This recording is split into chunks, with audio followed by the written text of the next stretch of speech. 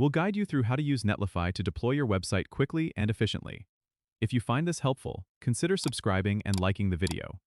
First, open your web browser and go to the Netlify website. If you don't have an account yet, click on the Sign Up button and create an account using your email or Git provider like GitHub.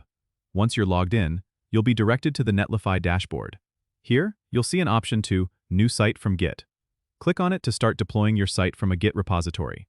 You'll need to connect your GitHub, GitLab, or Bitbucket account to Netlify. Follow the prompts to authorize Netlify to access your repositories.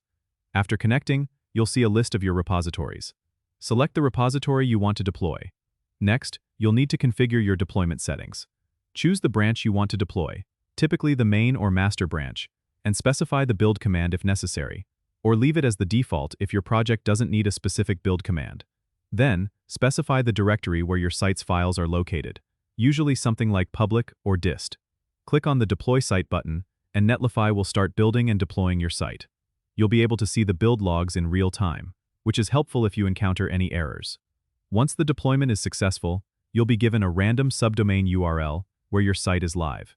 You can customize this URL by going to the site settings and entering a new name for your site. If you want to connect a custom domain, you can do that in the domain settings as well. And there you have it. Your site is now live on the web using Netlify. Don't forget to subscribe and comment if this helped you out.